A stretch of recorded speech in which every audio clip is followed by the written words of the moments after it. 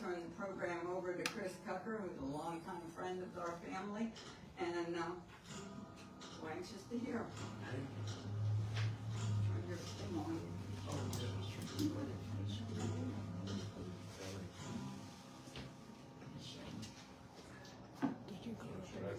Sound like someone on, right?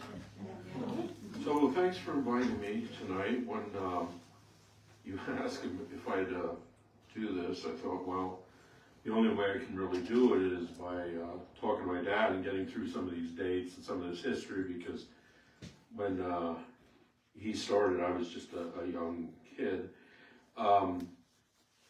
He would like to be here tonight. He's living in Lancaster. He has a house down there, and but he doesn't do well at night driving anymore. He likes not to drive at night. Last week he turned 86, so I understand, and that he couldn't be here, but he would like to be here, that's for sure. My dad and his brother Ben bought the building here in Elizabethville, right on Market Street, and back in 1967, January of 1967. The store at that time was called Ziegler's Locker Plant. I don't know if any of you remember that, but now it's Shops on Market. So I'm sure probably most of you have been in there at one time or another, so you can kind of get the gist of what I'm going to talk about a little bit with the store in here back in the 60s when he bought it. So in 67, January of 67, he bought the store. In June of 1967, he added 4,000 square foot. When he bought it, it was a butcher plant, a locker plant, and the way the locker plant went was a lot of people didn't have freezers back in the day, or large freezers, but a lot of people liked to do sides of beef.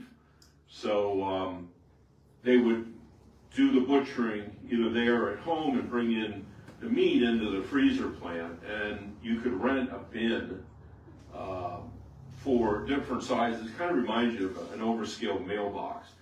It was a metal bin, it had a lock on it, it had a number on it, and you were able to store your meat in there and then just stop by and pick up a roast or steaks or whatever you wanted to have that week or that night and keep them in your own refrigerator then.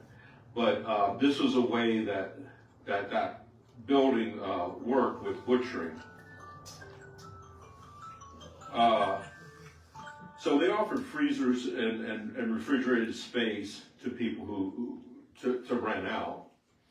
One of my first memories of the store was the smell of making scrapple in the back of the building. So we used to make scrapple, and we used to do other things in there that I don't remember, but you could smell the scrapple boiling in a big black cast iron pot that was burning, and then they pour it into pans and it would cool, and then they'd sell it in the store.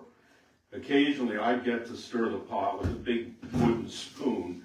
Now the wooden spoons wouldn't be allowed by inspectors or anything like that, but back in the day it was a lot more free to do that kind of processing. They also had a smokehouse that was outside in the back corner of the parking lot, near closest to the post office now. And from there we would smoke hams. They could smoke 25 or 30 hams in there at a time. They could do ring bologna. They did bacon that they smoked in there, and it was actually electric, but then they used hickory wood to get the flavor. So he'd have a fire burning in there with hickory wood, but it was electric heated, and that's how they cured the meat. I'd always know when he was in there getting meat out of or adding wood to the fire, because he'd come home smelling like smoke. And he had that smell to him. And you could also smell that in the neighborhood when they were running the smokehouse.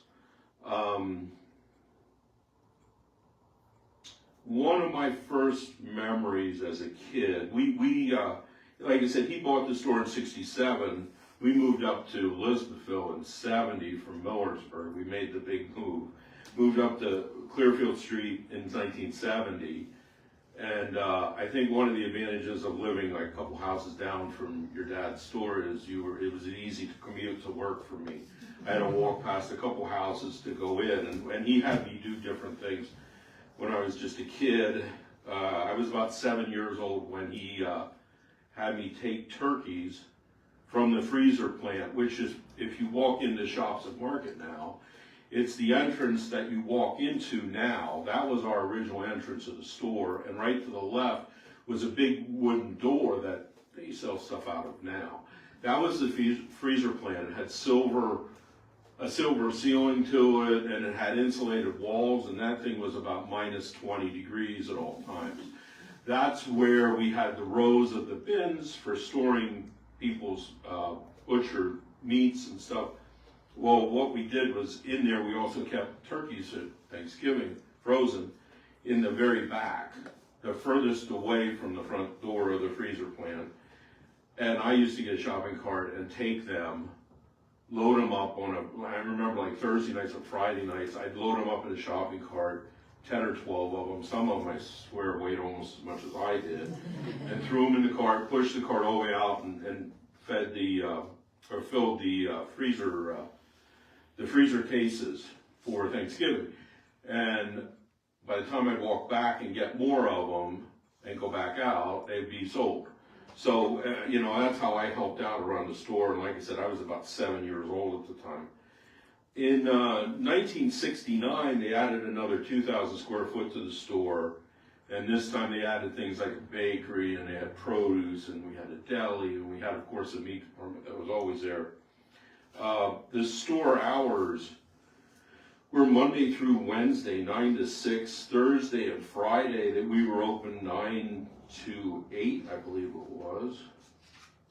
And, cut off here. Thursday and Friday we were open till 8, and then Saturdays we were open like 9 to 4, 9 to 5, something like that. Since it was walking distance from my house, I'd worked there helping. What I enjoyed doing was we used to bring the groceries out and stack them in an aisle, and that would be on a Thursday. And we'd have stacks and stacks of groceries, sometimes 3-4 foot high. So when I was a kid, I used to like stacking or putting out the dog food, because I liked looking at the dogs on the cans of dog food, and that was how I identified which can went where, was by the pictures of the dogs. Reluctantly, I also stocked the cat food, but it was always dogs were my favorite. But what I'd do is climb up on the boxes along the shelf and get to the top. That's how I get to the top of the shelves to stock. And it was pretty cheap labor for my dad, because he paid me in ice cream at the time. At that time, I was about 8 years old, as I remember. But it was a fun time for me. In 1977, my dad purchased a plot of land that's a mile north of the town, and started to build in the Lycans Valley Plaza.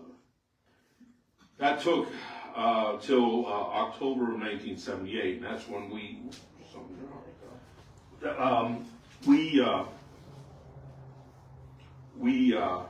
opened the store in 1978. It was October 15th of 1978. That store started out as 18,000 square foot. And 18,000 square foot today for a grocery store is small. But at the time, we went from about 8,000 or so square foot in town to the store at the Lycans Valley Plaza, which was 18,000. And then they also added a store. It was McCrory's, I think, was the first, and that was like about 12,000 square foot. And then there was a drugstore, and then there was the various smaller stores. But as I think that was like a year after they expanded the whole thing. I think, Brad, you worked on it when you were younger, right? Mm-hmm. But they built this, and then as they got tenants, they kept filling the spaces up. Further down they go. So that was in 1978, 18,000 square foot. This store had a bakery, meat department, produce, full service deli, like you might remember. And a little fact here is those are the departments that you make money in groceries. All the groceries in the middle, and the Coke, the Pepsi, the cereal, the Campbell soups, you don't make any money in. It's all the perimeter departments, and that's why they make you walk to the bakery to get your bread, but then somewhere else to get your eggs and your milk. because they want you to pass all that other stuff, so you buy it on impulse if you're not thinking of it. So that's a little grocery trick. All those perimeter departments that you need to walk to get past everything else to get to those is where they make their money. Over the years, we went through a couple of different expansions up there at the Elizabethville Plaza, with the largest one taking place in the fall of 1998. They added on 20,000 square foot to the west side, and that now today is CVS. That's that store in there now. This gave us the ability to expand all departments. All at once, we're now a 38,000 square foot store, and which is still a small store today, because your Giants, your Wises, your Wegmans are all 50 to 80,000 square foot, roughly. But that did well for its purpose. Around 1980, I was 16, 17, something like that. Around 1980, we decided to close the freezer plant in town because people were getting these freezers that they'd have in their garages or whatever if they were storing meat and that. So there was really no need for the locker space that we had. So my dad thought it would be a good idea to turn off the freezers in the summer of 1980, which is great until 3 weeks later, we started getting a smell of meat that was just abandoned and left in there from all the years previous. So it was my job to clean all these lockers out. And of course, it was the summer, so it was the hottest it was. Even though that was an insulated room, after you lose the refrigeration, stuff starts spoiled. I found meat in there dated older than me, like the early 60s. People just let it go and just forgot about it and just didn't pay their bill anymore, and we really didn't know. So that was my summer of 1980, was cleaning out the locker plant. We got a big dumpster and put it in the parking lot out that side door, and took care of that. But it turned me off of a lot of different meat. But I grown to love it again. So, but it was smelly, slimy. Some of the things were dripping with stuff. The bins were as high up as the ceiling was in there. And we had a ladder that we push around to get to the higher bins. Well, I had to get all that and take it down the ladder and fill the bins back up. Or fill the dumpster back up and go and empty out more and more bins. And there was about 6 or 7 of those bins, rows of those bins. So there was quite a few, I'd say maybe a couple hundred maybe, of different storage facilities in there in the freezer plant. So we also did have refrigeration, but that was more open. It wasn't all hidden, so we could see all that stuff. So we were able to clean that out, but he didn't help. I did bring some pictures and a little article on that to pass around. I don't really have slides or anything, but and my wife found these today.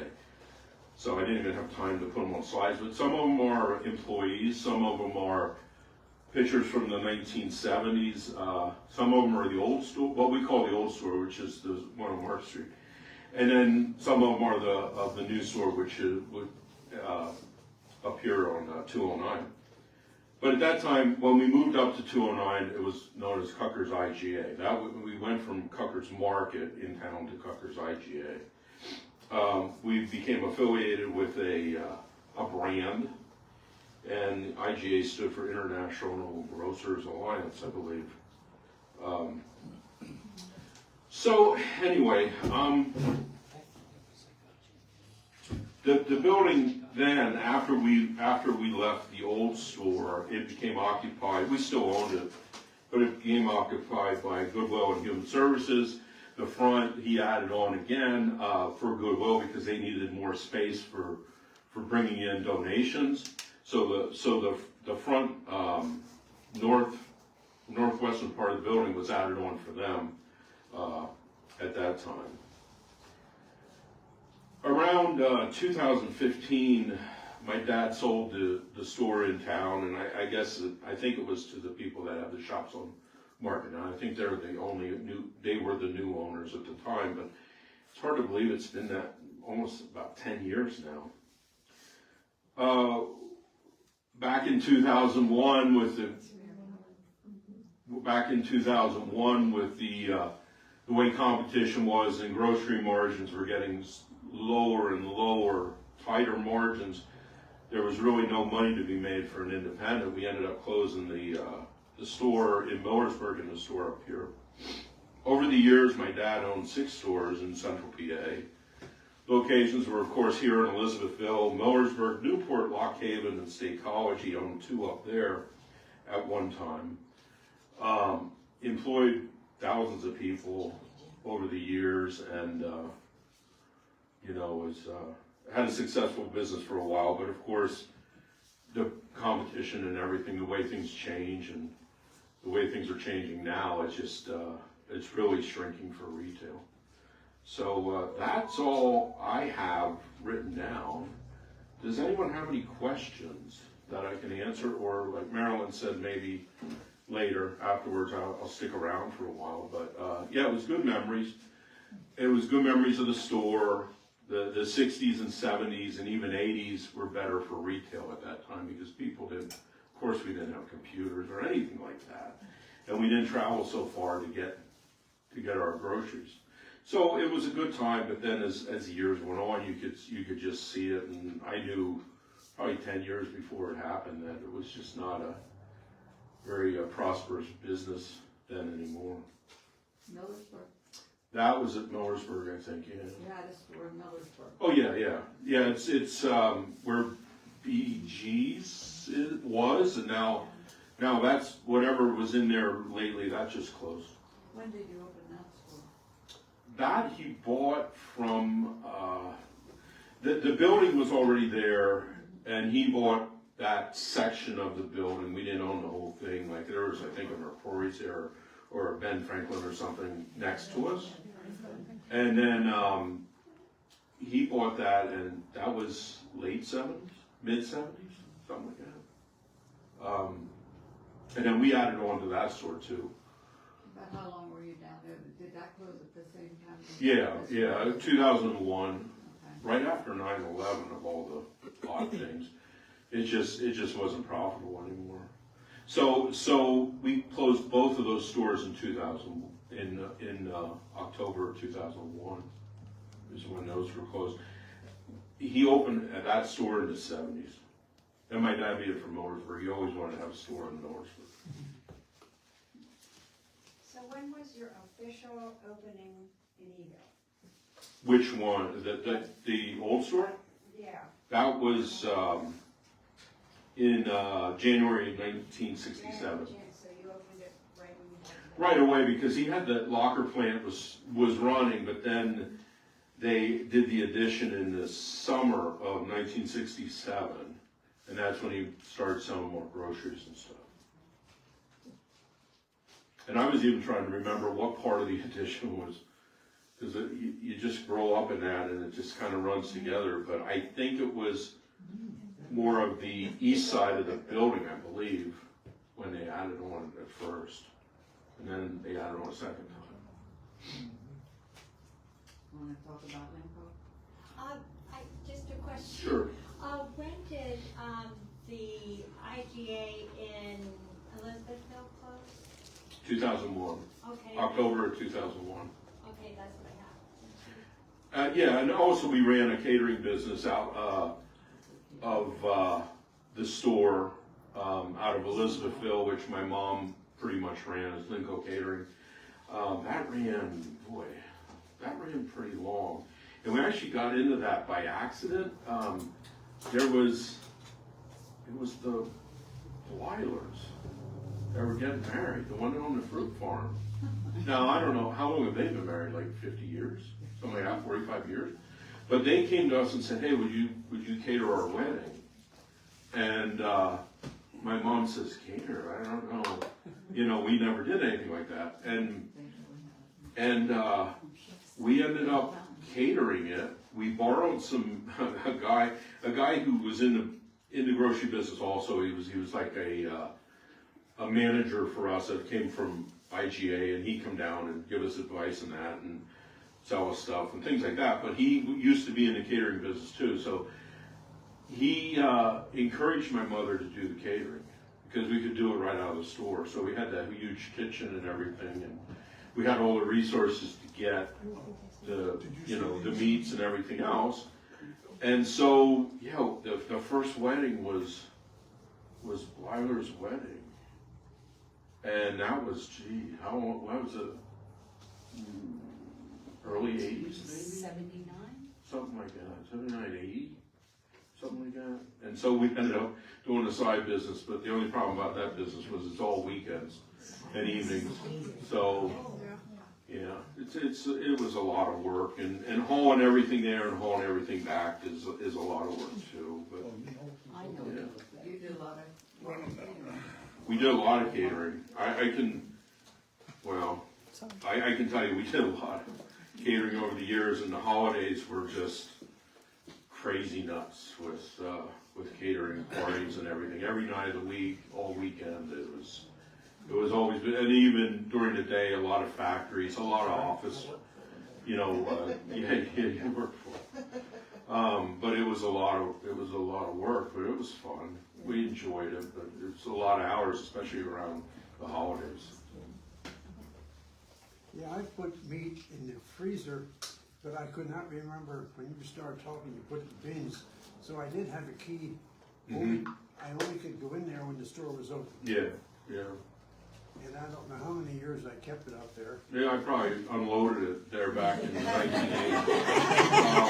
But you would not believe how much was still left in there, and the only way to know is when he turned off the, and that is just, Yes, I could imagine. That was real bad. and most of it was wrapped in paper. You know, back then they wrapped everything in butcher paper. So any other questions or anything? All right, that's all I have. Thank you.